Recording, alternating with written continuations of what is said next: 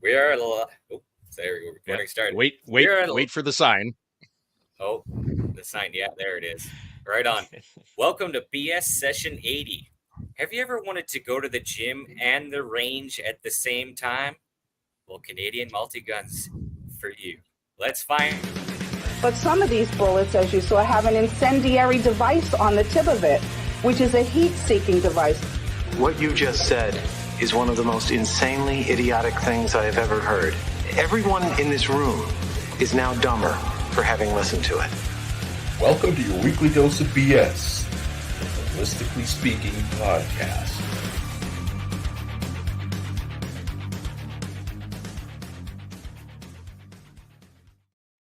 Oh, you guys, I should not be the keeper of the buttons. Sorry, Derek. I wasn't expecting okay. that last little bit there.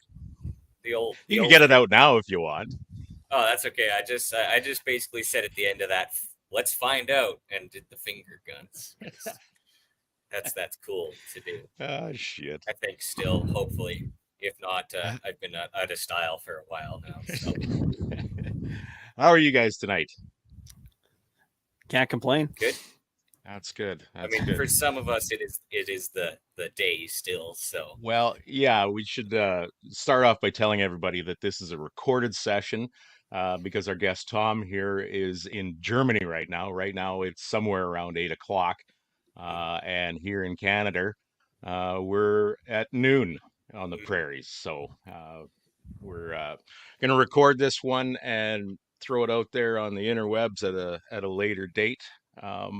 So yeah, if you're looking to put something into the chat when you do finally see this show, you're more than welcome to, but you won't get an answer. All right, let's pay our bills here first. We'll start with our sponsor ad reads. Once again, as always, we are brought to you by EM Precision Rifles in Leduc, Alberta. Building Canada's finest precision rifles. Find Shane and Steve on Facebook, Instagram, and on their website at emprifles.ca. Bolt Action Coffee, bringing specialty coffee to the precision shooting world. Order coffee and merchandise at boltactioncoffee.com. And just so everybody knows, Derek sounds a little bit off because he's in the office. He's showing a large amount of dedication here, cutting his workday in half by doing a podcast halfway through. So thanks for that, Derek. No problem. And we can't forget call sign 66, Canada's best rifle training. Welcome to the Brotherhood. Book a course now at callsign66.ca. And we have Odell Engineering. Pick up a Canuck shotgun or a Bergera rifle from your local distributor and tell them Phil sent you. Look them up on Instagram, Flakebook, and their website at odellengineeringltd.com. Nice. All right, Apex Optics. When you buy Apex, precision comes standard. Check out all the fine competition rifle scopes, red dots, and binoculars at apexoptics.co. Fortunately, I didn't bring up the right read, but they're on the social medias. You can find them on the Instagram, on Facebook. We also got a lot of new products, the Atom, the Fusion, some badass new binoculars, 15 by 56s.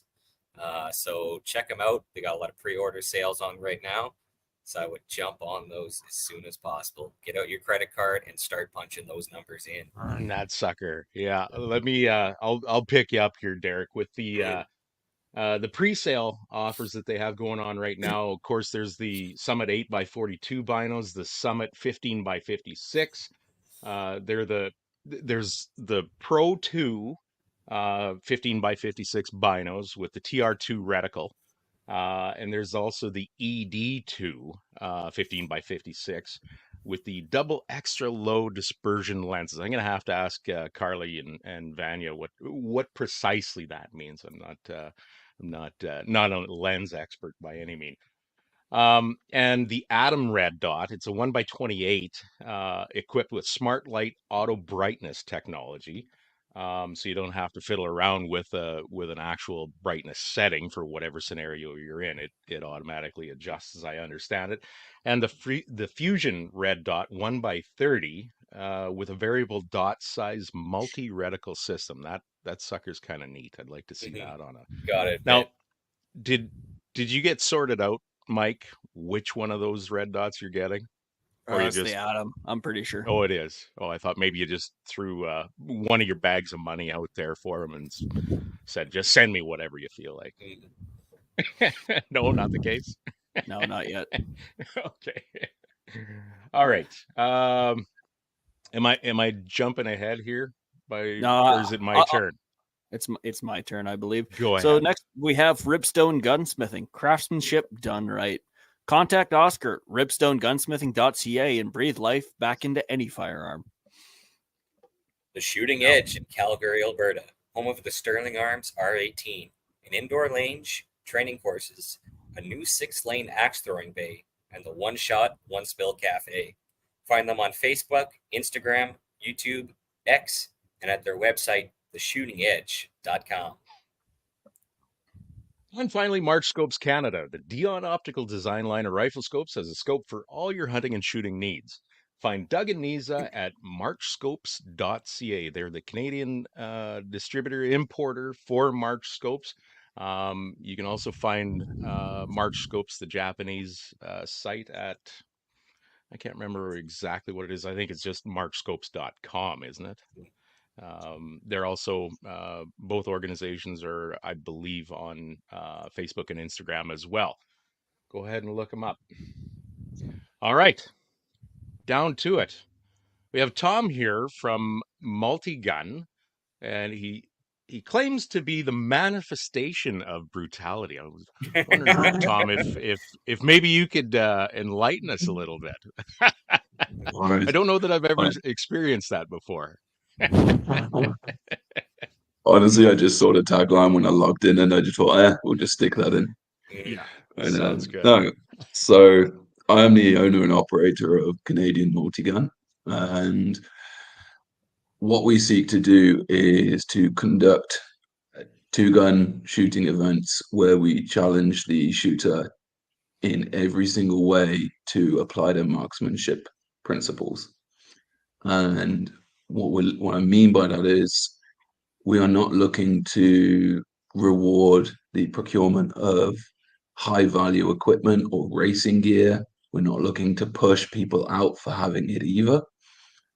We're looking to provide someone with the full experience from beginning to end, being physically and mentally tested as they go about applying the marksmanship principles in 4-minute long stages, whereby they will engage targets from at different distances, from different positions, and in different orders. It is effectively known as brutality events, two-gun action challenge, and we are very much open to all. So we try to set the barriers to entry very as limited as possible. So we make it so that our stages can be conducted with an SKS. That doesn't mean you'll win. You most likely won't, but you'll be able to take part, have a lot of fun, and then walk away from it with a wallet that isn't steaming hot with tears. And we are very much all about growing a safety and growth-based culture. And what I mean by that is, if you come to one of our stages and you cannot climb over the wall, we have an alternative, 20-meter crawl or something like that. If you just simply cannot do something safely, then don't do it. And you'll still get to do the rest of the match, because I just do not care if you do not jump over a wall and you go around it and you complete the rest of the stage. You will get an enormous penalty, but I don't care, because you'll still then go about and shoot the next 7 stages and you'll have a great time. You do need to conduct every single part of a stage in order to progress through it. But from a safety perspective, I just don't care. Growth-wise, again, we're very supportive of people. And we've seen some real transitions as people have gone from first time into this to changing their lifestyle. So I get, some of that. You've got the cement warrior or the concrete warrior, as Brock's known, because he wears all grey, and I called him the concrete warrior. But he's come into it, and now, since he's started. He's posting all these fitness regimes that he started. He's just making his way up the chain into like the top 20% of shooters, and it's just been an awesome thing to watch. And yeah, so another component of our events is we do focus, of course, on shooting. It's very much the mainstay of what we do, but we also, because of the limitations of the ranges, this is what first pushed this. We started to do non-shooting stages, and that's great for two reasons. One, we can do an abbreviated stop the bleed course, so that every single person who comes to the event walks away with a real life skill that has been developed. But we don't just have someone teach it, we conduct a situation. So we'll set off some explosives, some smoke grenades, have some real people rolling around, screaming, crying, whatever. And you actually have to implement what you've learned straight away. The other thing You is, actually have to plan that. You don't actually get those people crying and screaming and rolling around during the normal match stages. I've seen that. I mean, yeah, we've had people throwing up. We've had people, having an emotional moment where they've looked in the mirror My and seen water some broke. choices they've made that they regret. But we do, one thing I always have is a full-time on range first responder who is able to immediately address any medical situations we have. Which so far we've had nothing serious whatsoever, and I don't believe we It's will. always a Fingers good thing. crossed. Going back to those non-shooting Sorry. stages, aside from the being able to teach skills and whatnot, the other thing is involving the spectator. So I find shooting pretty boring to watch after the first couple run-throughs of a stage, and as someone, that's as someone who's doing it. And then, if I'm going to an event, I don't think anyone watches everyone in their squad go through every single stage with rapt attention. So if you're a spectator, it's even worse. And so what I want to do is provide spectators, because for every 10 shooters, there's maybe 3, 4 spectators, depends on where you are, what you're doing. Yep.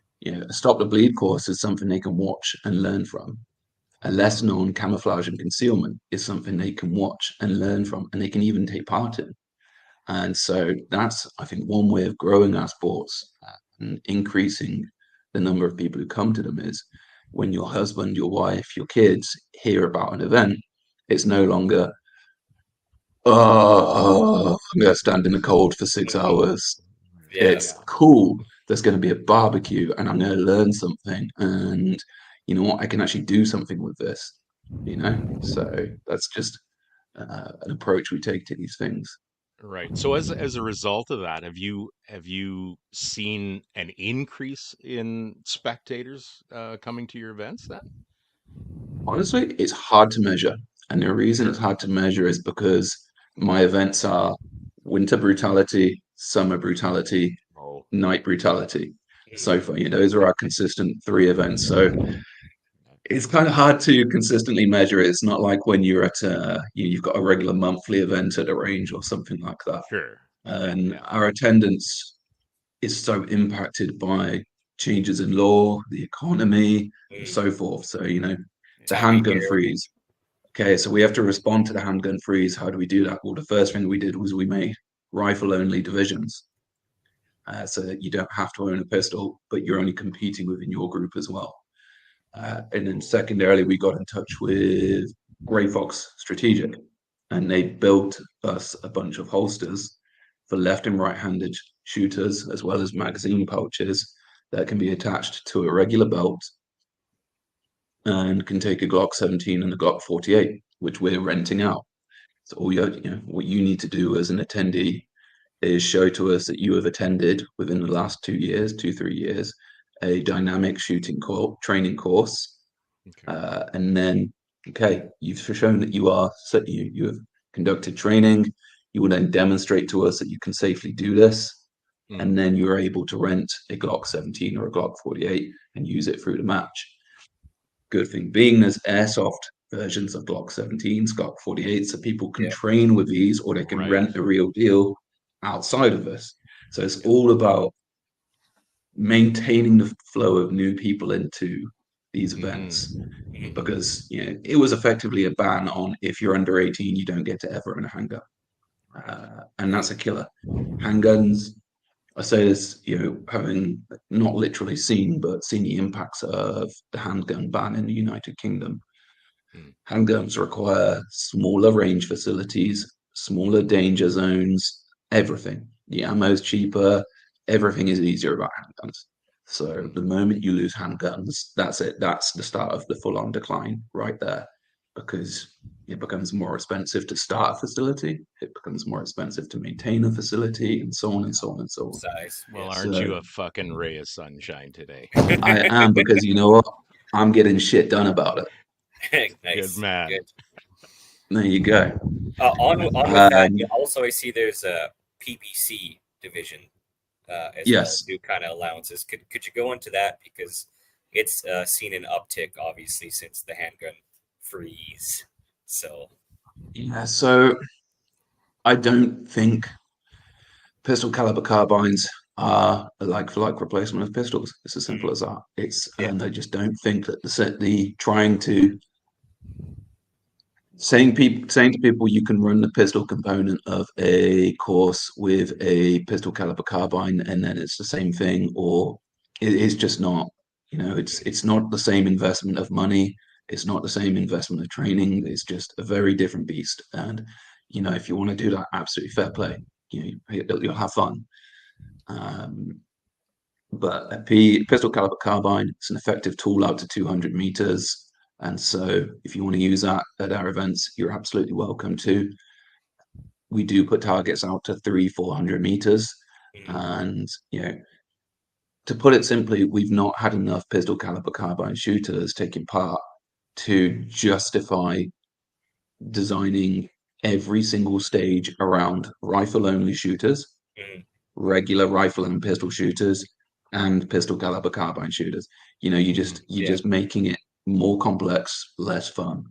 And so where we do have that, we just say to the PCC shooters, you can make hits out to 300 with a pistol caliber carbine. It ain't easy, but we try to limit the number of stages where that's going to happen, because we don't want people just to be lying there going bang, bang, bang. Oh, that was a nice $10 gone. Maybe there'll be a hole somewhere downrange. But speaking of holes and targets, we vastly try to focus on steel targets. So no patching. Wherever we can get away with it, we don't have patching. Makes a ton of sense, I think. Yeah. And just going back to some of the other things we do. So I enabled the sale of 20,000 rounds of 5.56 Tracer to our attendees. Through a very kind sponsor. Armor piercing ammo in 5.56 and 308.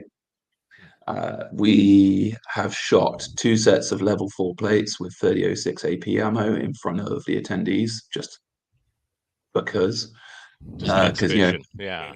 Well, how often do you actually ever get to see this? You see it on YouTube, maybe. But there's so many plates for sale, and we just speak to a sponsor and we say, hey, can you send us one? And we'll just shoot it in front of everyone. Everyone gets to handle it, everyone gets to feel it and see it, and it's really cool. And the other thing we do is squad stages. Now, squad stages, you are still scored individually if it's part of the event. So we do a CASEVAC, where the entire squad has to carry 2 stretches with 80 kilos on each of them for 600 meters. If one group gets back ahead of the others, they have to do press-ups until the other group comes back, or they go back and help the other group get back faster. Then they do their shooting as a group at their own individual targets. So it's still absolutely consistently fair for each individual shooter, but you've done something as a squad beforehand. Or we do things like the log race, and that's a non-scored stage. It's a bonus stage where we'll have 2 sets of targets out at 100, 200, 300 meters. 2 squads, they put down their guns in a straight line. They go to a separate area. They pick up 2 steel logs, weigh about 80 kilos, and they'll race each other. First one back to the range, put the log down, start engaging your targets. Whichever squad knocks down all their targets first wins. Oh, that gets out some adrenaline, I tell you now. That gets the competitive side out of people. And You want to watch what you it's a eat huge before the amount of fun. event. Honestly, you know what? That's actually true. It is something which we have to watch out for. Is we're conducting events in -25 to +35. Sure. And we actually, part of my job as a match director and owner of the company is making sure that my team are proactively pressing people to drink water, to eat food, because you can get away with it until you can't. And it's a lot easier to get away with it for a lot longer at something like IPSC than it is when you're being absolutely beasted by me and my team. Right. So this is what I mean. Safety is a huge aspect. Another example of safety: night brutality. Enormous weight on our shoulders in terms of responsibility, because not just for the fact that it's conducting a night shooting event, but it was, I think, to the best of my knowledge, the first time ever in Canada that there was an entirely nighttime based two-gun match with brutality aspects as well. And so I said to everyone, if you just reach the point where you can't continue safely, just tell me, just stop, and I'll come over, I'll shake your hand, and I'll thank you. And the first person that did, he did that. He just said, "Look, I'm just too tired." It was like 3 a.m. So I just went over, shook his hand, and gave him 720 rounds of 7.62 by 39. Another guy couldn't identify his target because his weapon light or his night vision wasn't sufficient. Know what is beyond your target before you engage it. He didn't know, and he didn't know where the target was, so he just stopped. Good man. Gave him a British Army helmet. Right. Another gentleman, Winter Brutality 2023. Big lad. He's like 2 meters tall, very heavy set, and we're talking moving on slippery surface, and he's caught his foot. He had his handgun out, and he just absolutely smashed to the floor. But it was beautiful because I'm pretty sure he stayed on target as he went down. Kidding. But his maintenance of safety under pressure was incredible. So we gave him a 50% off Vortex voucher. And this is the whole culture of our events: is we don't do leagues. You're only as good as the event that you're at, and that's it. You don't get to claim previous fame. You don't get to do anything like that. You turn up, you shoot, and you have a good time, and you help everyone else. Everyone's cheering when someone falls flat on their face in the snow. Everyone's laughing. Everyone's having a good time. Right. I think I'd describe it as sometimes it's basically just a barely controlled riot with a firing line.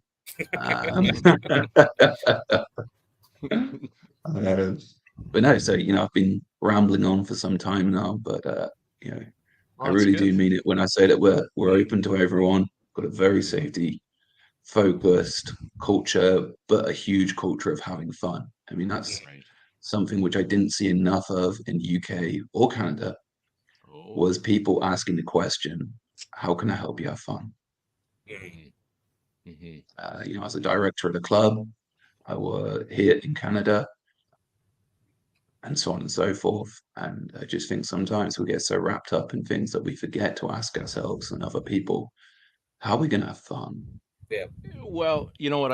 I've seen that a lot over the years where, established ranges, clubs, whatever, a lot of the fun is taken out of it by I'm going to pick on the people who run those clubs or ranges for now, but it's certainly not unique to those organizers. But there seems to be a propensity to focus solely on safety and following the rules to the letter, which is important, but it takes the fun out of it for almost everyone. You have I to apply think you can yourself have critically. both. Yes. Yep. You can have both. You absolutely can. So if you look at the pictures of my events, you might, if you weren't there, if you've not been part of the team, if you haven't been part of the huge amount of thinking that goes into the lessons learned exercises that we conduct on the Wednesday, the Thursday, the Friday before the event actually starts on the Saturday, to make sure that every one of our competitors goes home with a smile on their face. You can just make enormous assumptions, and I see it in social media comments and whatnot, and you can't please everyone. No. And that's true at a competitor and a club level. I think some clubs, I think some people just live in fear. Yes. In the UK, the answer, we lost a huge amount of stuff, and effectively a group of frightened middle-aged to old men turned around and said, maybe if we just do less and if we're quiet and don't make a fuss, it'll all go away. It doesn't go away. I'm very much a proponent of being loud, proud and polite. I think that's the way to do it, and that's exactly what these events are. They're very loud, they're very proud, and they're very polite. Yeah, you know what? It's a delicate dance there, I think, because everybody seems to be so bloody hypersensitive anymore, and there's been so much fear mongering out there, I think, in general media, and that anything associated with guns or people who have guns is at the very least very fearful for people who don't know better, don't know other people who have guns and participate in shooting sports or hunting, and so there's a tendency here, at least. I don't know as much about the UK. I'd like to hear about that, actually, but for Canada, it's, I think, the most of the law-abiding gun owner herd tends to stay fairly quiet because we don't want to be seen as radicals or painted with that brush. Like I said, it's a very delicate thing. I don't know how to get around that, because there seems to be two opposite ends of that particular spectrum when we want to be heard, right? So there's the velvet glove type approach that, you know what, everything's all right. Talk to people rationally and quietly, try not to make a fuss. And then there doesn't seem to be a middle ground, like what you're talking about, Tom, you put it as being loud and proud. I think that's kind of more a middle ground than what there's potential to get to with some of the gun owners in Canada. There's that to steal a phrase from my cold dead hands type attitude. So there's a certain small section of that in Canada, and we don't want to go there because that tends to alienate people, as far as I'm concerned. The people that don't know better, right? Yeah, I mean, the problem that gun owners globally face, and also, gun owners and content creators of events like mine face, is it takes about 20 paragraphs to dispute and clearly disprove a 2-sentence piece of bullshit. Someone says, oh, why don't you just go and join the army instead of doing these events? Okay, well, all right, because I don't want to commit my entire life to a job where less than 1% of my time will be spent doing the shooty fun stuff. And even when I do that, I'll be under the control of several other people. My pay will be less than minimum wage. I'll be deployed to places I don't want to go, and so on and so forth. And everyone's already fallen asleep. You and your family living under the poverty line for your service. Yeah. And it's like these things are not comparable, but the damage that's done by a single comment like that, and by that mindset, because it's you can disprove all of this. It just takes time, and unfortunately, we are all doing the same thing when we look at and we criticize other things. That's something we all need to be aware of, is every time we complain about something like this, well, it's quite possible that we're doing that to someone else. So we need to be very mindful about how we approach other sports, other politics, whatever it is. Yep. And so I do think this is why I think loud, proud, and polite is the way forward. Yes, that's an excellent way to put that. Actually, loud, proud, and polite. Yeah, Yeah. it's kind of like that. Who the hell said it? Some U.S. Marine colonel or something that be kind, be polite, but have a plan to kill everyone. The same thing, but it just reminded me of that. Let's I let's was go. gonna say I'm beginning to regret my tagline now. Let's go So- into, if you were to talk to a shooter that hasn't come to one of your events, but was interested, what would you say to them in regards to what to be prepared for, Right. and How to describe it? Yeah. how to describe Yeah. someone that would be a new person participating in one of Mm-hmm. your events? Good question, Derek. Yeah. Okay, so what I would say is you're not doing anything complicated. What you're doing is a series of simple things under pressure. And how much pressure there is down to you. Right. So if you want to walk through the entire of a stage, take your time, make your shots, move through, only do a quarter of the stage, that's okay. If you don't feel safe doing something, you don't have to do it. But all you are doing is engaging different targets at different ranges from different positions.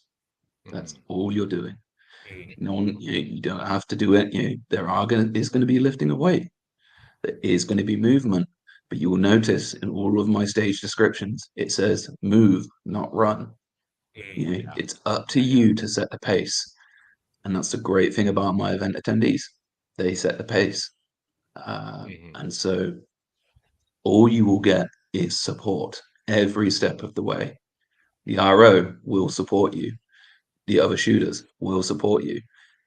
This is not an event where people hide how they're going to conduct a stage, or where people rush forward and look at the targets and try to claim that that's actually a Charlie, not an Alpha. Don't worry. Everyone's rushing forward to help you. You're going to work hard. You're going to have to do difficult things, and you might suck, but you'll smile. You'll smile a lot. And that's a great approach. Yeah.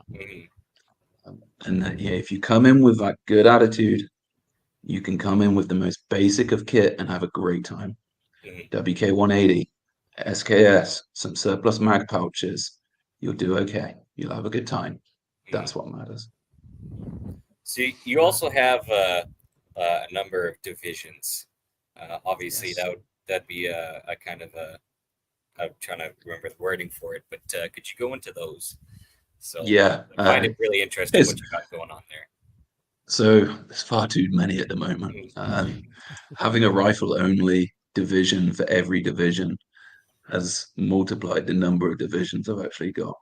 But off the top of my head, I'm just going to actually open up the most recent event, Summer Brutality, which we went live with today for people to register for. And actually go to the registration form to make sure I don't miss any, because I just know that if I do try and use my brain, then as usual it will fail. Right. Here we are. Okay, No judgment here. Yeah.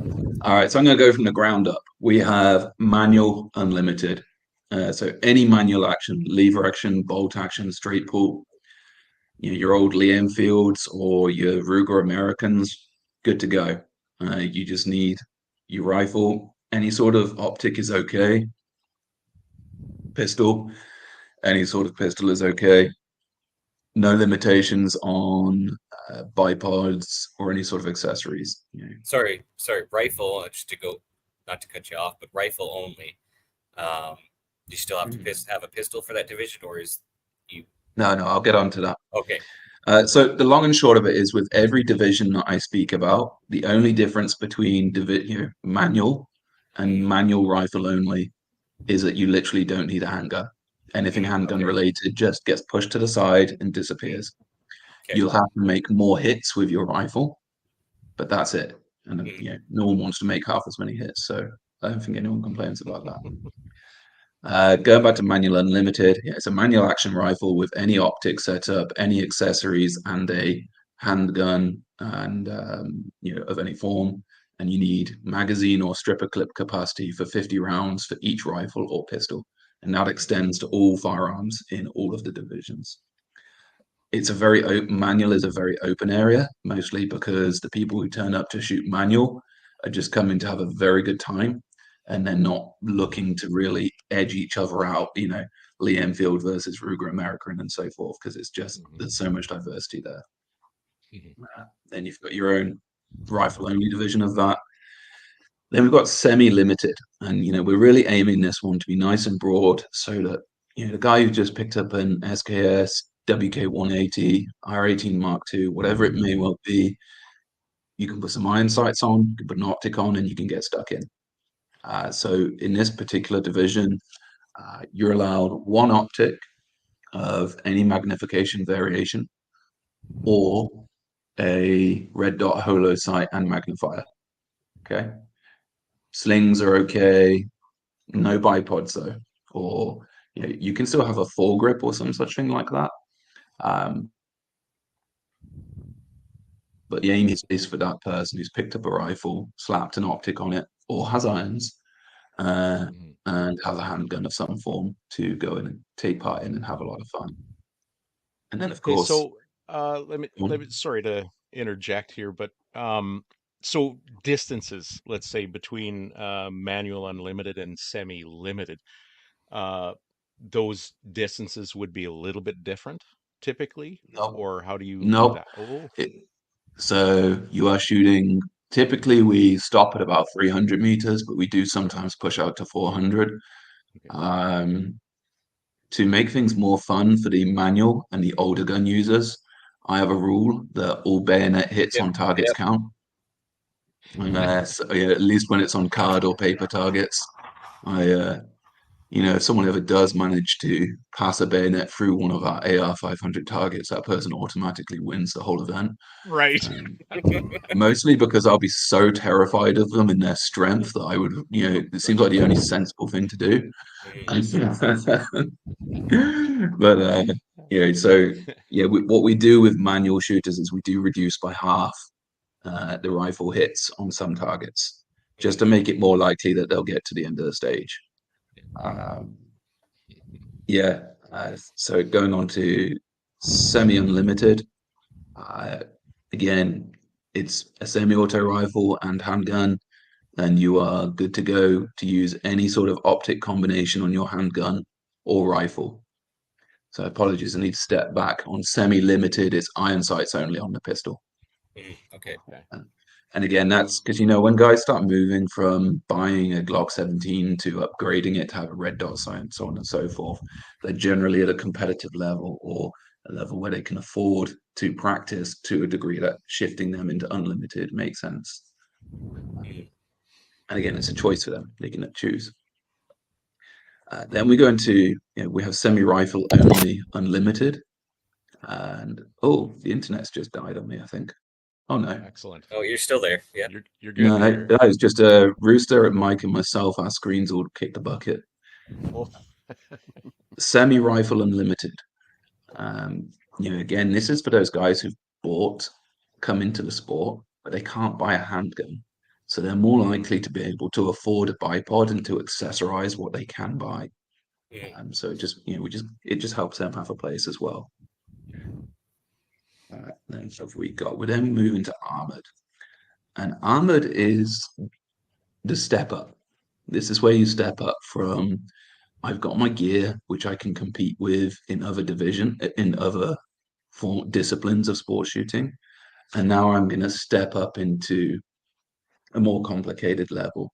And so this is where we start requiring a plate carrier or chest rig of some form, and there's basically a long list of kit that you have to have, and it starts adding to the physical burden, and all that sort of stuff. And again, it's just adding that extra level of challenge for our shooters. And of course, we have a rifle only variant of that too, because why should you not be able to do that? Because you got caught out by the ban. Right. Pistol caliber carbine unlimited is exactly the same as semi rifle unlimited. except from using a pistol caliber carbine. And then, of course, we have a PCC only variation of that. And then we come on to the big boys, which is the light infantry division for summer brutality. We don't do it for winter brutality because too many people would die. Put it simply, these guys, the light infantry and the light infantry rifle only, they will turn up to the event on a Friday night, Friday afternoon, evening. They will have a gear check. They have a long list of what we call sort of fighting gear and then sustainment gear. You know, it's everything you need to be shooting with and then everything you need to sustain yourself with. Another long list of kit, which I won't go into, but they will receive some lessons and some light infantry sort of things, patrol formations. They'll receive a mission brief, and then they will go out into the boonies with our instructors and staff. They will set up, we call it a harbor area. I forgot on what Canadians call it. Basically, you have a platoon. They set up a three-sided, four-sided camp area to protect themselves with. And you'll conduct various nighttime activities. You may or may not be raided by me personally with other people. And then you will come back to the range in the morning and you'll go straight into the event. And in between shooting stages, you will conduct additional physical joys. And I won't spoil the fun too much for people who are coming to summer brutality, but cardio, people. Cardio is key. And so they get absolutely ragged. I think last time, Summer Brutality 2023, myself and two others, they had been told that the enemy was present and their sentries were lacking. So we broke into their encampment and we stole some of their guns and then set off some bear bangers around them and some smoke grenades and beasted the shit out of them. And then got them to pack up as quick as they could before jumping straight into a 5-kilometer hike to the range. Sadly, the nature of the caribou in British Columbia is one of a former war zone, so they just couldn't go through the open field, and they had to, in fact, go through the lake that was next to it. Mines are a terrible thing. And they had a great time. And they got just a little bit wet. Yes, a little bit damp. Yeah, they were mildly moist by the nipple deep water, and and if you didn't prepare for that, and if you didn't have, as per the packing list, spare set of dry clothing, that's on you. If you're the guy, I won't mention his name. He's a great guy. He bought a plastic bin liner as his waterproof trousers. That was a unique case, but very unique. That's funny. I remember seeing that and just thinking, "Oh no, oh no." Or did you think, "Oh yes"? It's this combination. I'm a business, and I've got liability insurance, and it's really hard to explain some of these things if I ever get asked to. Oh, that's terribly funny.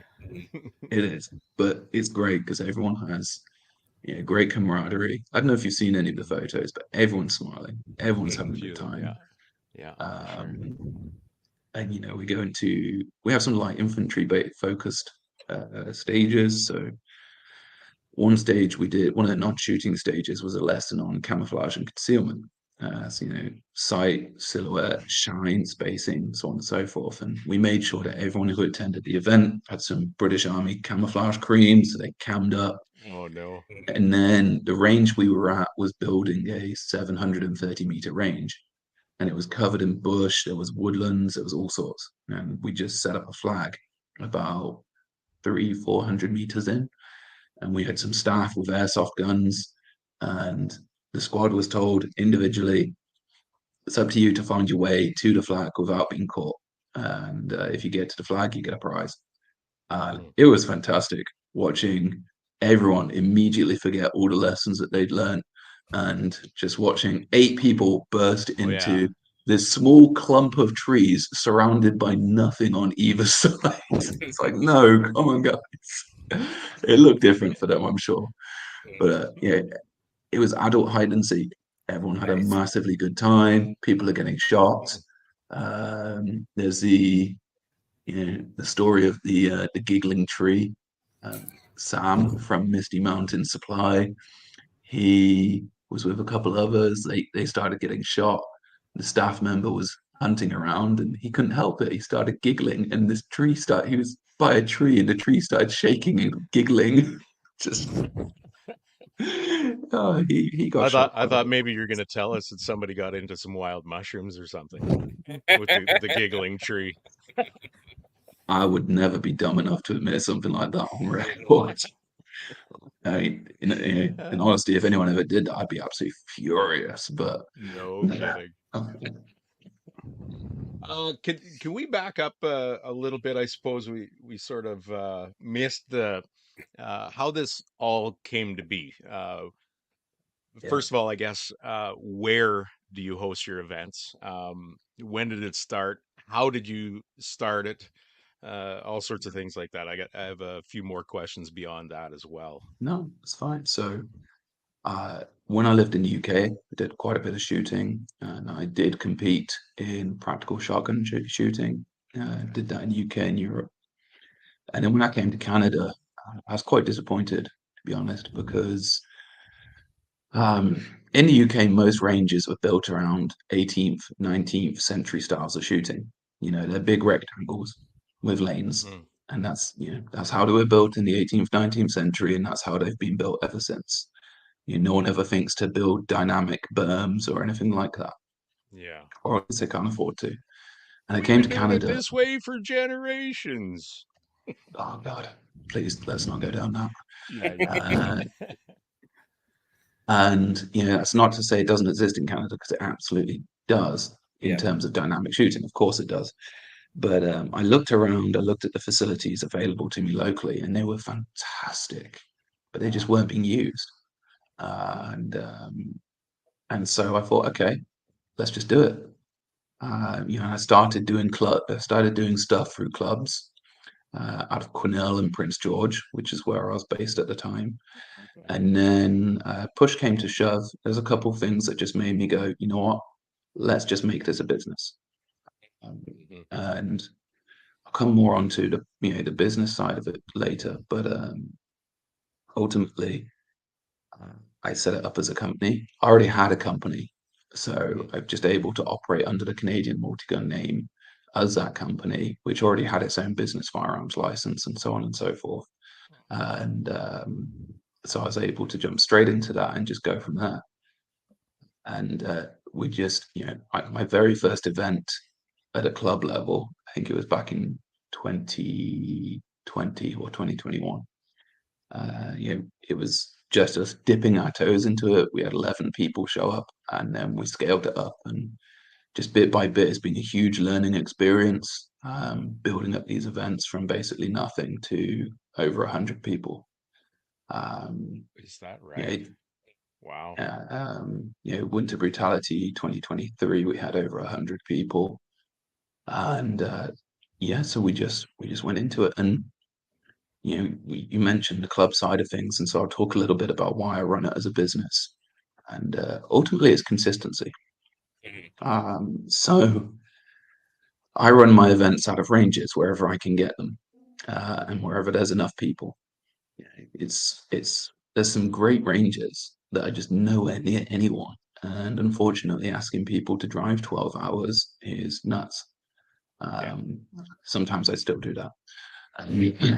But it's a reality in the shooting sports, though. Most people understand that reality, regardless of what league you're in. So but Canadians only have 10 days holiday. And in Europe the average is 30 days plus public holidays, and it's all paid. So asking someone to drive 12 hours is realistically, I'm asking someone to maybe use up to 2 days of their 10 days holiday in a year. And so relying only on facilities which I happen to be a member of is just a no-go.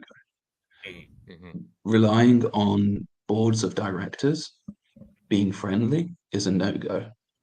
And relying on people's free time, relying on the free time and generosity of people giving up their time to do things is a no-go. Mm-hmm. So I pay my staff, and I pay them pretty well, I believe, because I think they're worth it.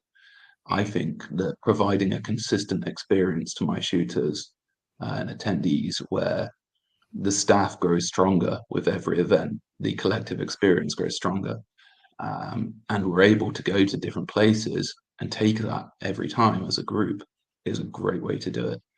And any profit I make, I can pretty much reinvest into more targets, more equipment, more fun stuff, so that I depend less and less on clubs. Because right now, for example, Tabor Range, fantastic facility, doesn't have any steel I can use, doesn't have any walls I can use, doesn't have this and that and this and that. And conducting an event there would mean I would have to either ask some of my staff, some of whom already travel from Vancouver Island, to travel obscene distances. And if I wasn't doing it as a business, I'd have to ask them to do it for free. Or I would have to ask some local people who I do not know on a personal level to be in charge of the physical safety of people who are conducting significant physical activities while shooting. That's not something I'm willing to do. There are great staff, range officers, and great range admins everywhere, of course. But when I'm responsible for people, it's important to me that I actually know them to some degree, and that I can spend the time with them. And when it's for free, people aren't as willing to give up that time, and I do not blame them.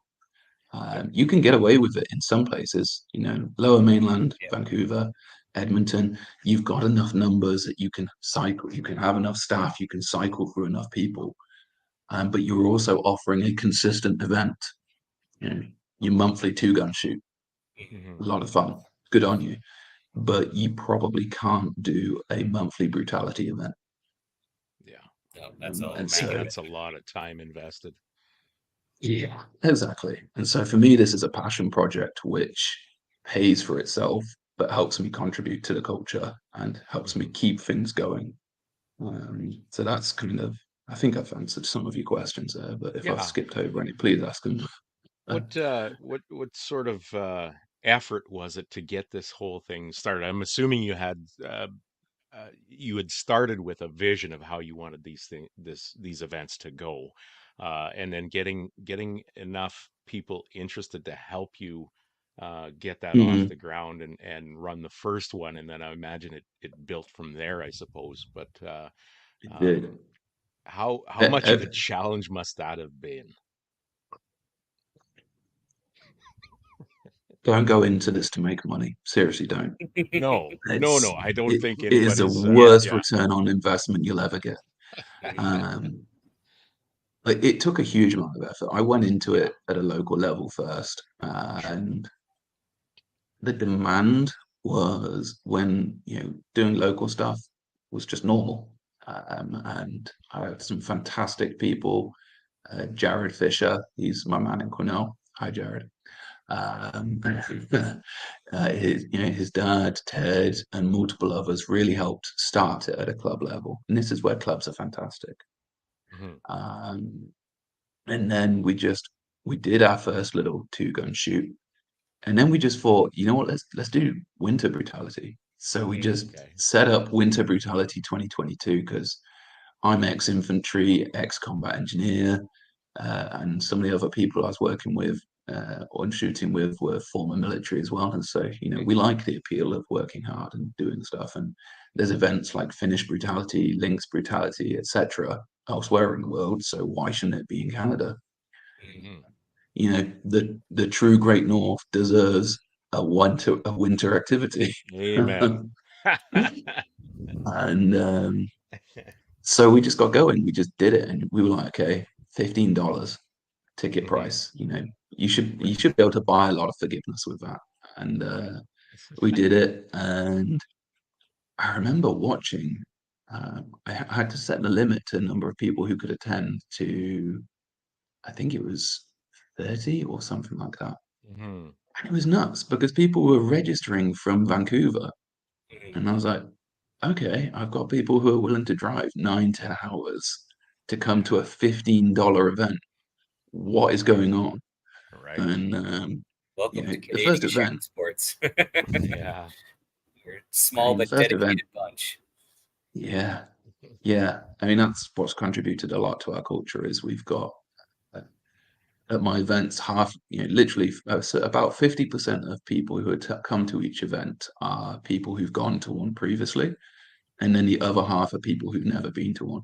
And that's actually worked out to be a really good balance because you've got enough familiar, friendly faces that you can rely on people to take care of new shooters. And you've got a sort of a good mix of new shooters, well, new to brutality shooters, and those who've been through it enough that the squads balance out really nicely. Yeah. Yeah. Do you intentionally set up your squad so that there is that balance of skills and experience, or do you just kind of let it happen organically, for lack of a better way to put that? How does that There's some people who have asked not to be squadded together because they shoot a lot together already, okay? and they just they see it as conducive to good things to be amongst newer people and to help them That's out. So I awesome. try to do that, Yeah. and then the rest, I am squadding people together based on division if they're light infantry, because the light infantry have their own specific tasks. So Sure. it just makes sense to have them grouped up. Hmm. But other than that, no. Hmm. So, from a safety point of view, when someone clicks on practice score that they have high two-gun experience, I have no idea what that means. Like, Yeah. what does that mean? Does that mean they've attended Right. one event and they think that they're God's gift to Earth? Or There's does always it that. mean, Yeah. you know, so, and the other thing is people shift squads. They want to be with their friends. They want to do this. They want to do that. So basically, I lump people in squads, try to keep the numbers equal to the end. And then if I need to force anything to make things equal, I just do that. Hmm. And then, you get people who just don't show up. So you've then got to account for that. Yeah. Where people do ask to be together, I try to do it, but it's Yeah. if You I you you invested the can't time into please making everybody. everyone ultra happy, it's just Yeah. not going to happen. Right. Right. Yeah. Um, That's good. so I, there's not a great deal of effort yeah. there in terms of votes. I think for a lot of the people who go into an event like that, especially if they haven't been before and they want to be squatted with a buddy or whatever, but it just happens to be that they get squatted elsewhere.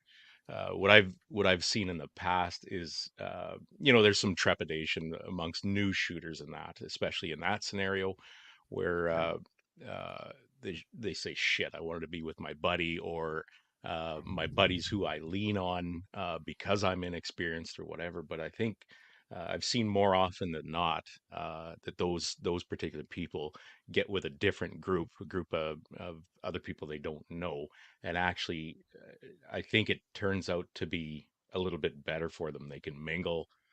With different Mhm. folks and get kind of a different take on things, like you were saying about some guys that they shoot together already, so Yeah, they sort of know each other well. They don't necessarily know the the the new group, but they can, yeah, without even knowing it, they can pick up so much from other people, the way they operate or behave, whatever. So yeah, that's good.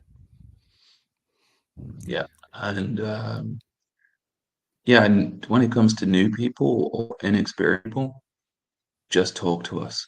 Seriously, if you're listening to Okay. this right now, come and talk to us. At Night Brutality, a guy came to me and it was his first competition, which I think I specifically advised against in the event description. This should not be your first competition. Right. But he came up to me, spoke to me, and was like, "Okay, all right, let's." And so I took half an hour and I just walked him through a dry fire stage. Hmm. I'm going to make time available for people because, yes, I'm a match director. Yes, there's a lot going on, but that's precisely why I need to be able to set aside time for people. Because if you become Right. too detached from the people doing these things, you start forgetting about the fun. You start forgetting about how much you had to learn and what it was like for you. And then he had a great time, but he'll have gone and told his friends. I knew nothing. I was, a bit nervous, and I got help and I had a good time. Right. Going back to the event growth, we wanted to do an event after Winter Brutality called the Summer, I think it was the Caribou Challenge. And unfortunately, the range that we wanted to do that at pulled out. And it was supposed to be a sort of cross club effort. And they couldn't do it anymore. So fair dues, but we just couldn't do it. So we went into Winter Brutality 2023. We booked up again. And then we did Summer Brutality. And it just kept growing. The demand kept growing. And, it's a niche. There's not always, these are not going to be 500-600 person events. We are putting the shooter through a lot of challenge, and a lot of dudes don't want to do that. That's okay. If you want to go chill out, run a 30-second stage, and then sit down and relax with your mates again, that's absolutely fine. But that's not what this is. This is not IPSC. This is not cowboy action. This is brutality. It's in the name. So going back a little bit, sorry, go ahead, finish your thought there, Tom. I was just going to say the other thing is it's 4 minutes a stage. Right. And if there's, it's 4 minute part time, let's say there's 10 shooters in your squad, we're basically talking an hour. It's achievable. It's 4 minutes hard work at most in an hour. So you do not need to be, superhero, super strength, ultra fitness. You need to be able to work for 4 minutes at most in a safe manner and just apply your skills, and that's it. Nice. It's achievable. I'm just wondering, a little while back you described, for lack of better description, I guess, qualifying people with pistols and stuff like that. You talked about renting them a pistol, but you go through effort to actually qualify those people to make sure that they're handling and operating safely. So how do you set that up? I'm assuming that is maybe the night before the match or early morning prior to the match. How do you handle that? Yeah, so you are required to present us with evidence of having conducted a dynamic handgun training course before coming to the event. And I believe and the other thing is you need to be able to then come to the event and we'll set your equipment up with you and we'll go through a couple dry fire stages and then a live fire stage just to see that we're comfortable with you. And this is something we did at Night Brutality because anyone can buy gear, but whether or not you're actually safe to conduct shooting with a night vision monocle on in the pitch black is a whole different kettle of fish. So we ran everyone who attended to Night Brutality through a safety stage. And it's just a qualifier. I do not like conducting a one-off event at some point as being proof forever that you're safe. I strongly dislike reference to police, armed forces, or black badge passers as being automatically safe. The worst DQs I've had have been from black badge owners. The presumption that the armed forces are well trained with firearms is awful. Especially when it comes to handguns and holsters. I was light infantry. I was a combat engineer. I hated pistols. Why would I ever use one? For the weight of a pistol, I can have three magazines, more ammunition. Plus, I don't have an annoying thing bouncing around on my thigh. And that's a personal choice, let alone the actual training budget, which God almighty, let's not even go down that black hole of depression. Same with police. Oh, fantastic. You fired 2 magazines this year. Well done. You're automatically good for dynamic shooting competitions. Right. And again, police, armed forces, if you're listening to this, I'm not digging at you. I'm just stating my own experiences and those who I know in Canada who are in these organizations. And so I put emphasis on the shooter second and on myself and the other staff first. So we're very careful with our stage designs. We'll design it on a computer, run it through any safety issues. We'll make it in person, run it through in person, dry fire it, then live fire it. And every step of the way, we're making changes. So when you come to one of our stages on a Saturday morning, you're firing a stage that's already been shot 4 times, mentally dry and then real before it actually get onto it. Sure. And so we're very, very safety orientated. And so, yeah, when it comes to handguns, again, same thing's going to happen. You're going to come up, you're going to go through showing us that you know what you're doing. And if you don't know what you're doing, it's okay. We will put you into the rifle or pistol caliber carbine unlimited division. I'll refund you your $50 rental fee, and you'll still go home with a big smile on your face. Nice. Good. If your ego and your attitude is right.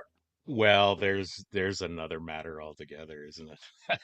A lot of egos get bruised at my events because you actually have to be a good shooter to get through it. And not just a good shooter, you have to be good physically, mentally. Right. So how has that experience been with the people that you see at your events? Are there generally a bunch of hurt feelings, or just kind of one guy out of the entire group? Or yeah, that's typical. Hey, I would say 99. Well, you know what? I conducted a big survey recently, and 98% of people who had actually been to one of our events considered them great value for money and well worth the time, and had a great time. Good. 98% satisfaction in a service industry, and let's face it, in shooting, there's a lot of egos. That's pretty bloody good. I don't know what you mean. Not at all. Ego? Come on. I've never missed. I've just hit targets you couldn't see. It's a goal of mine to hit as much dirt as possible. I'm an aerator at heart. I mean, in seriousness, yeah, a couple of people have had their egos bruised. Sure. But that's the whole point of my event, is it's challenging you, not your kit. Obviously, there are, your SKS owner isn't going to do as well as a B&T with a 3x9 on it. Of course not. Sure. Yeah. But there are guys who train physically and dry fire, and they do significantly better than a lot of shooters who come with less preparation.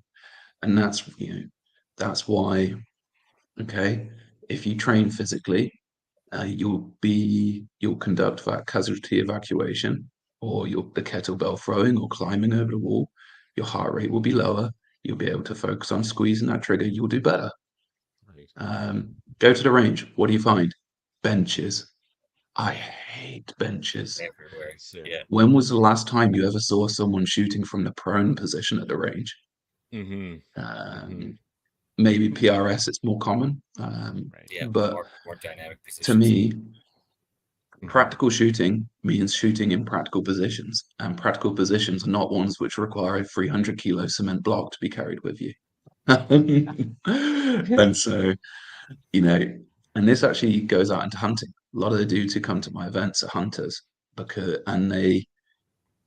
you do when you're hunting? You are physically exerting yourself. You are in an uncomfortable position when you make that shot. You've got high pressure on that shot to hit, and you need to make it count. So that's exactly, you can walk away from one of our events and learn a lot. A lot of people have. A lot of people have had rude awakenings on their gear. Wow. I made, one stage I made people crawl 50 to 60 meters, and there was just this trail of magazines and other things left behind. Your magnetic, exactly. Your magnetic magazine holder is a completely impractical piece of equipment outside of its niche. Right. I don't want to be the Formula One of shooting. You know, Yeah. if you want to go to IPSC, which is lots of fun, but that's more like, it's so speed focused. And our events are as well, because it's best time wins. But the decision on what you carry, do you carry mag pouches where you've got to fold over flat?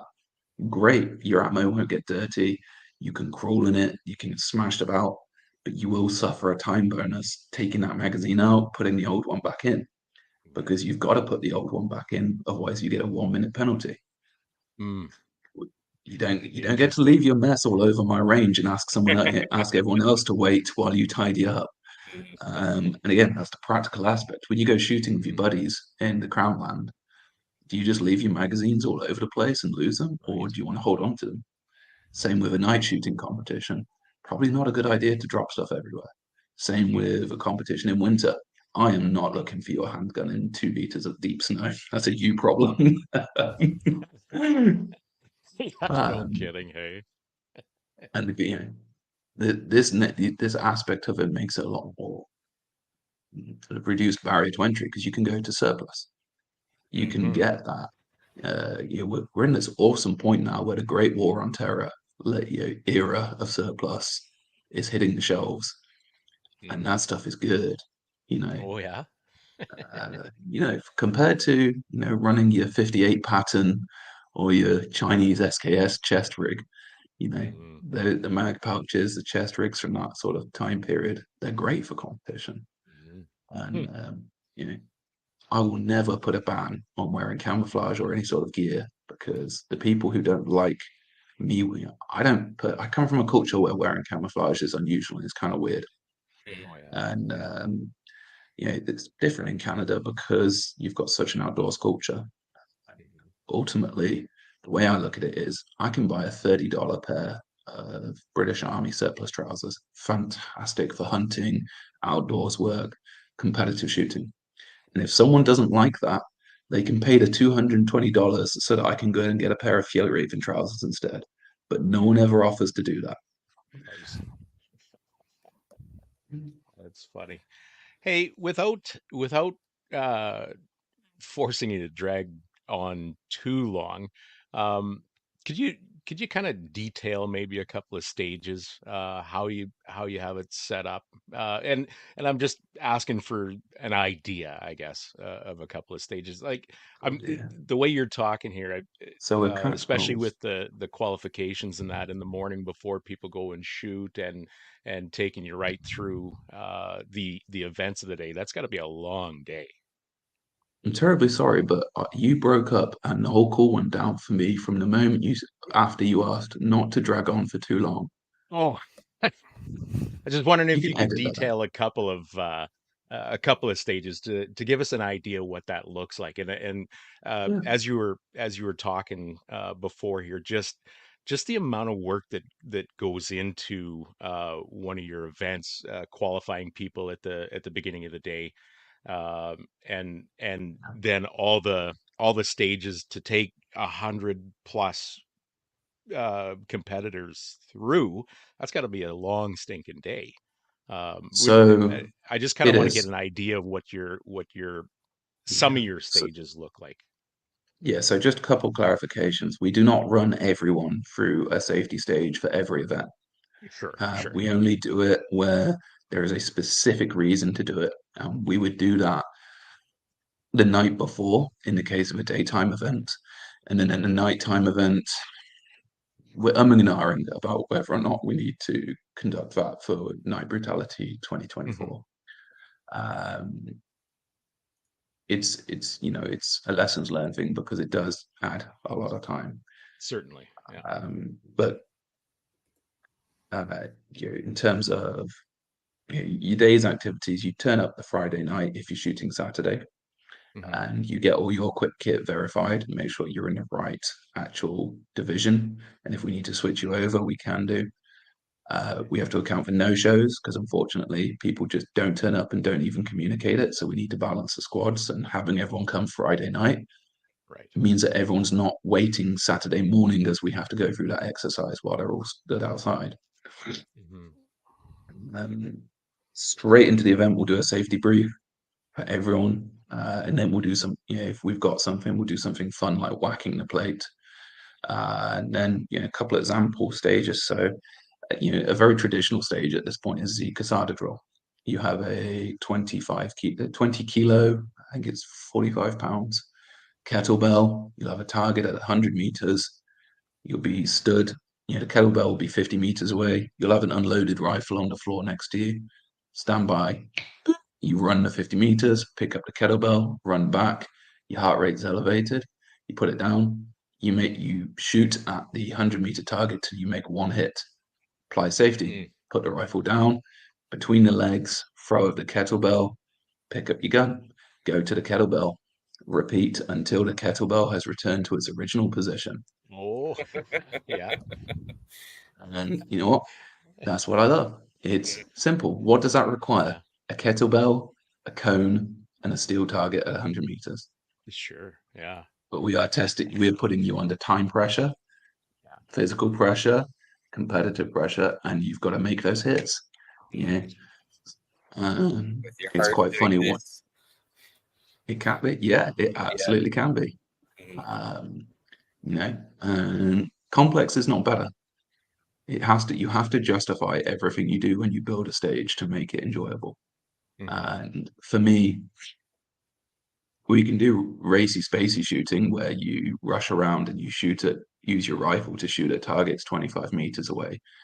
But you can get away with so many poor practices. And we don't do zone hits. You either make a hit or you don't make a hit. And again, that's simplified. There's no turnover. There's no patching on that stage. It's just, it's reset itself. And ta-da, there you go. Good fun.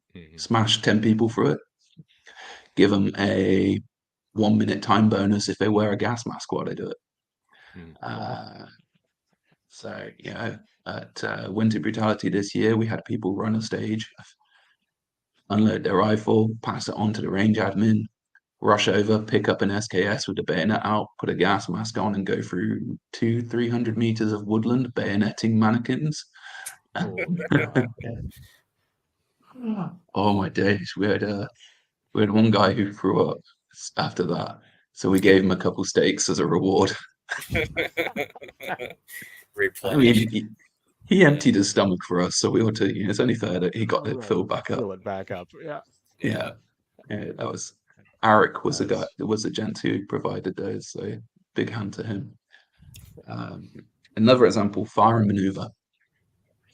So one of the constraints we face is the range facilities. And there's no, to the best of my knowledge, actual definition of what dynamic shooting is. It's not in the range guidelines, building guidelines. It talks about action shooting. It talks about various things, but the actual definition of dynamic shooting isn't clear. It's down to interpretation. We could probably put something into Wikipedia. Yeah, exactly. Make something up. But what a lot of ranges will take it as is shooting at targets that are not at a 90-degree downrange and moving with a loaded gun. Yeah, that's fair enough, but it's what we've got. So Prince George, for example, we've got a 1,400-meter range, and I'm going to use it. So we'll have targets set at 1, 2, 300 meters. Everyone has to load up their magazines. Five magazines loaded to 5 rounds, 5 firing points, 200 meters of movement, and at each firing point you have to shoot from 5 shots at a defined target from a different position. And it's not number of hits, it's number of shots, and we will count the number of hits on each target, and you will get a time bonus based on the number of hits you make. So you have the time pressure of the 4-minute par time. Do I get to the end of the stage as quick as I can, in which case I'm covering 200 meters and I'm firing my shots as quick as I can. But if I make the hits, I'm getting time bonus too. So I've got to work out how to do this, what's best for me. And your gear starts to come into play there as well. Lugging around a 6-kilo rifle with a 4x1000 optic on top is something not a good idea. That guy who's got his SKS and he knows his zero and he's been out running, he makes those hits.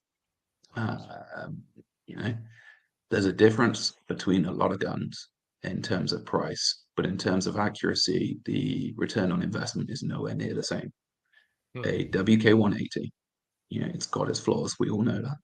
Yeah. But it'll print 2 MOA, 3 MOA with affordable ammo.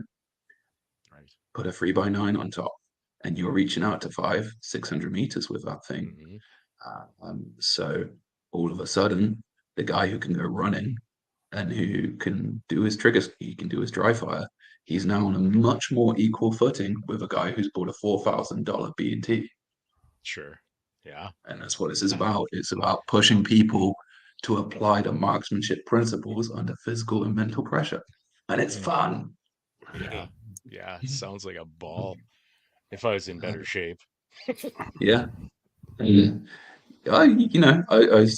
seen all sorts do it. There's no excuse to not to go. Oh, I got a book of excuses, Tom.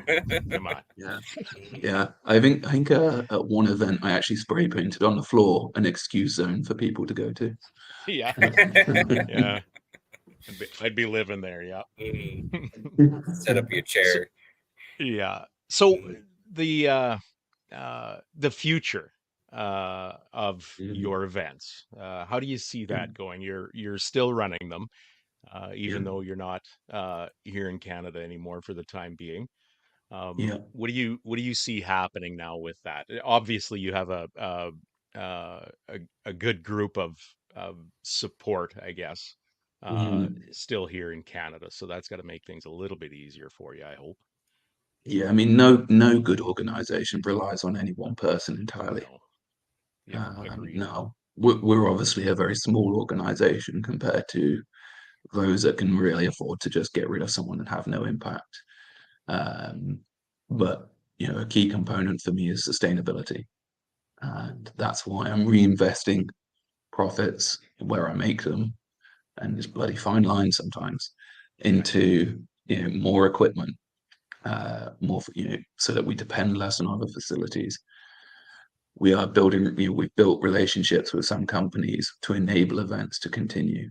So Op4 Night Solutions, fantastic. They bought a whole bunch of panoramic night vision and other things, and we worked as a team to create Night Brutality 2023. And those relationships help sustain Canadian Multigun into the future. And obviously, sorry to interrupt again, but that organization that you just mentioned, Up for Nights, is that what is that exactly? For Night Solutions. Op for, okay. Yeah. Mike has them on the list actually, so they're on the list. Oh, is that right?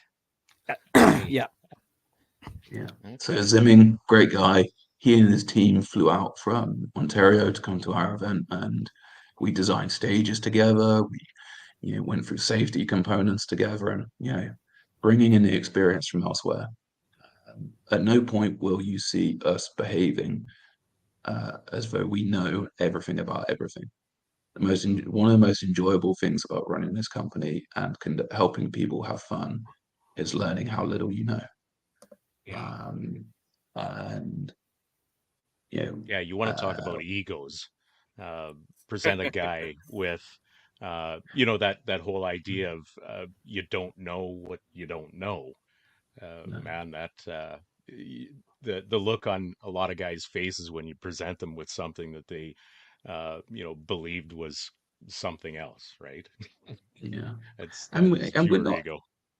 exactly, and I don't think we're doing anything especially first time, never been done before. Sort of thing. We're just doing it in a way that isn't being done elsewhere in Canada, and we're bringing an attitude to it, which I hope really pulls people into it and helps them enjoy themselves. Other sort of sustaining, organizations, you've got like Off-Spec War, who conducted a Stop the Bleed course at our event, who have volunteered themselves and staff to help with the light infantry. And of course, within my own team, I do encourage people to upskill. Most of my team are involved in clubs elsewhere. And so they're doing their own things, they're building their own way forward, and just cracking on, basically. And I keep pushing more and more as much as I can onto people to rely on me less and less. Yeah. Ultimately, I want to come to, it just doesn't make sense if, regardless of where I live, it does not make sense for an event which has 100 people coming to be dependent on whether or not I've got the flu. Yeah. No So, kidding. Yeah. yeah. I mean, don't get me wrong, I would absolutely push through that. But Still getting on that plane. yeah, exactly. In terms of numbers, you asked, it's not always 100 people in a day. It depends on the facilities we have available to us. So, Joe Rich Sportsmen's Association, where we're conducting summer brutality on July 20th and 21st, they've got 3 ranges which can be shot in parallel. So we're going to have 5 squads running each day, 2 squads of which will be at any one time going through non-shooting stages. And whereas when we're in Prince George, where we do winter brutality because it's the north and you've got snow, we can run 8 squads in parallel. So our limit there is 160 over 2 days because we run the same event twice so that people have the opportunity.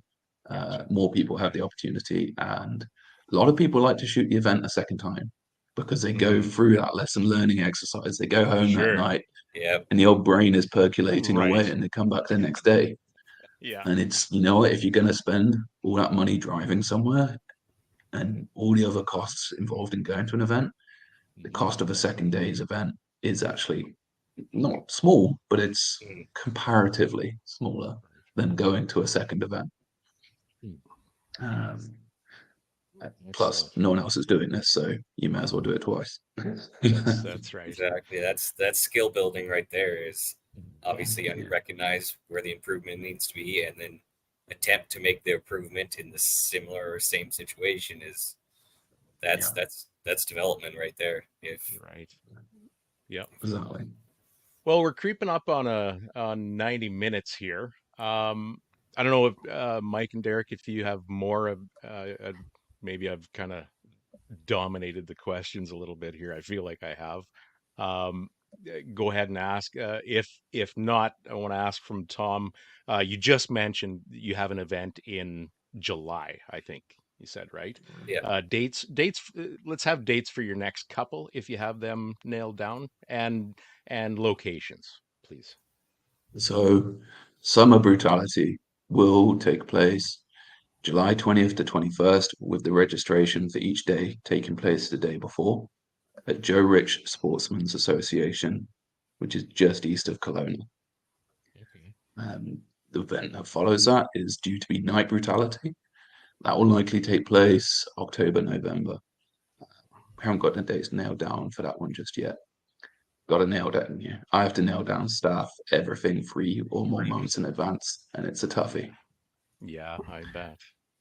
Yeah, and we try to work with local clubs so that we don't come in at the same weekend that they've got an event. Sure. Yeah, we try to be as friendly as we can be with these things. Yep, you bet. So, yeah, that's when those next 2 events are. Right. Where do listeners now find you and find more information about you and your events? Yeah, so we are present on Reddit, Instagram, and Facebook. Just search Canadian Multigun. Go on to www.canadianmultigun.ca, and you'll have a website there which has all of the divisions, all of the events, and it has a learning zone where we have brought in people to write articles to help you understand how to get your standard 5.56 carbine out to 600 meters, how to prepare for summer brutality in the light infantry, and so on and so forth. And just crack on there. There's a discussion group on Facebook so that you can organize car shares and just talk about general events and whatnot. Sure. And just always get in touch with us, CanadianMultigun@gmail.com, or throw a message at us on Reddit, Facebook, Instagram. We'll get back to you as best as we can. And I would just say, again, anyone listening to this, these events are achievable. These are not for superstars. You will do better if you're a superstar. What this requires you to do is to be safe, to be calm and to conduct yourself at your speed within your limits. Right. Love it. Thank you for that. Excellent. Mike and Derek, you got anything else? Any parting words?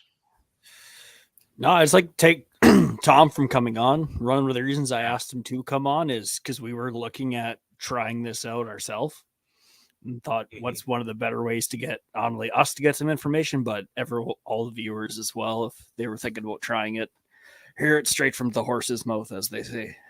Yes. So what's the decision, Mike? I'm really into the night brutality. Seems like something I'd be into. Got to do some training now, but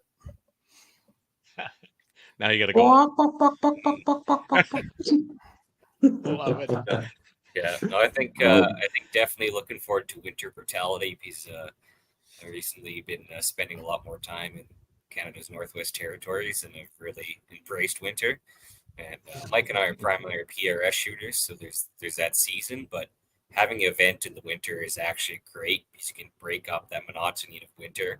And as Canadians, I feel like we need to. It's one of the things I've seen is the shutdown of shooting for 6 months a year is just not good. No, it's not at all.